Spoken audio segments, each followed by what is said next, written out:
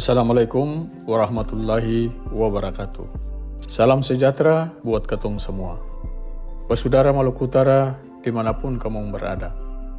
Pada video kali ini saya ingin memberikan masukan kepada gubernur dan DPRD provinsi yang lagi menyusun rencana pembangunan jangka menengah daerah Provinsi Maluku Utara 2025-2030.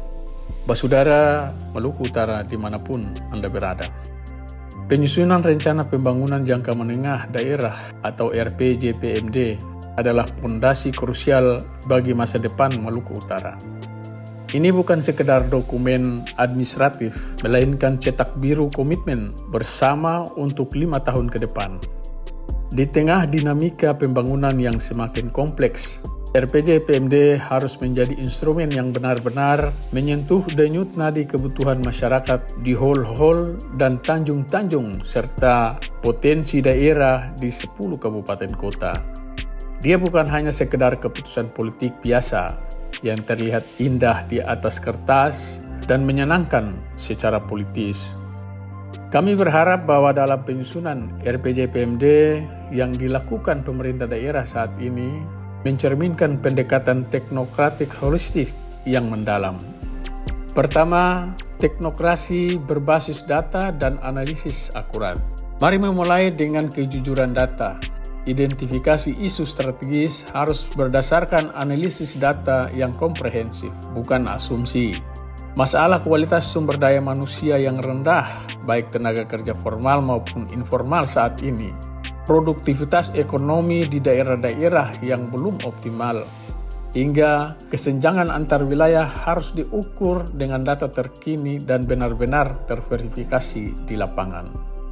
Setiap tujuan dan sasaran yang ditetapkan harus memiliki indikator kinerja yang jelas dan terukur, dengan target yang realistis namun ambisius.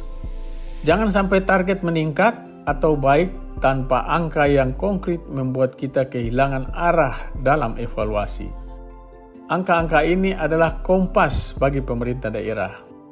Geliat industri tambang di Leleif, Kawasi, dan Desa Tolong yang ada saat ini, tapi masyarakat sekitar masih banyak rumahnya yang kumuh, jalan tanah yang becek, kesehatan yang buruk, sanitasi yang buruk, pengangguran yang tinggi, dan kemiskinan yang menganga.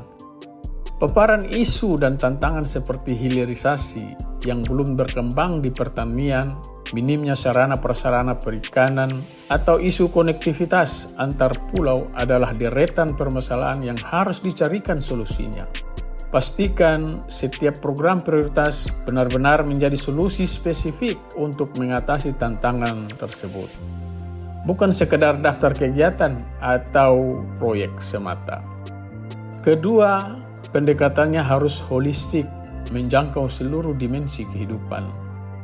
RPJMD ini telah menggariskan visi Maluku Utara bangkit, maju, sejahtera, berkeadilan dan berkelanjutan dengan misi yang mencakup transformasi sosial, kemandirian ekonomi, tata kelola pemerintahan, demokrasi, ketahanan sosial budaya, ekologi, dan pengembangan wilayah. Ini adalah kerangka holistik yang patut diapresiasi. Pastikan implementasinya juga merata, tidak hanya fokus pada satu sektor saja.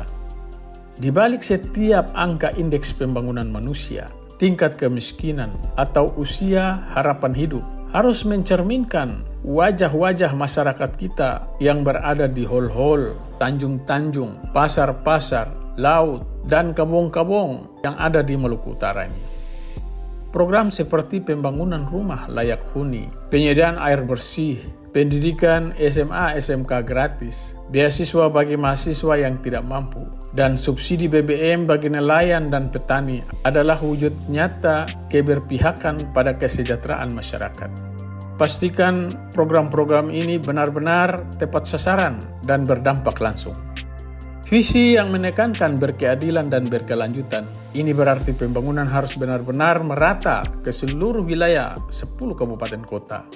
Mencegah terjadinya isu yang didengar beberapa hari ini seolah-olah ada kesengajaan mengabaikan daerah lain. harus diarahkan untuk mengatasi kesenjangan antar wilayah serta menjaga kelestarian lingkungan untuk generasi mendatang. Aspek ini harus terinternalisasi dalam setiap kebijakan dan program, termasuk penanganan deforestasi di Weda, Obi, Taliabu, dan isu persampahan di Sofifi dan daerah lain. Ketiga, RPJMD ini harus dijadikan living dokumen dan komitmen bersama. Meskipun konsultasi publik telah dilakukan, penting untuk memastikan bahwa masukan dari masyarakat dan pemangku kepentingan benar-benar diakomodasi terutama dari pihak 4 kesultanan di Maluku Utara. RPJMD yang baik adalah hasil kolaborasi berbagai pihak, bukan hanya segelintir tokoh atau elit di daerah ini. 5 tahun adalah waktu yang panjang. RPJMD harus menjadi living dokumen yang adaptif terhadap perubahan, baik itu dinamika global yang syarat dengan teknologi informasi nasional maupun lokal. Mekanisme evaluasi dan penyesuaian harus disiapkan agar bisa merespon tantangan baru. Lompatan perubahan yang begitu cepat saat ini harus benar-benar memiliki kerangka dokumen adaptif yang up to date.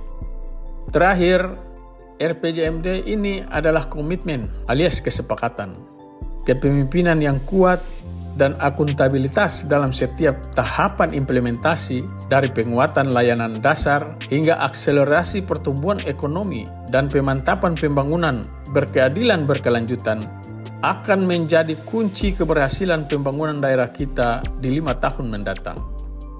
Penyusunan RPJMD adalah kesempatan emas untuk merumuskan arah yang jelas bagi Maluku Utara.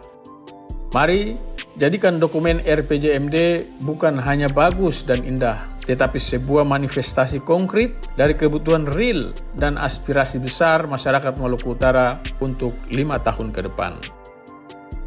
Demikian saran kami kepada Ibu Gubernur dan teman-teman DPRD Provinsi yang lagi merumuskan, membahas RPJMD Provinsi Maluku Utara 2025-2030. Bagi teman-teman yang punya pendapat lain atau masukan lain, silakan berikan komentar di kolom komentar di bawah ini. Terima kasih atas atensinya. Wassalamualaikum warahmatullahi wabarakatuh. Salam dari Kayu Merah Puncak.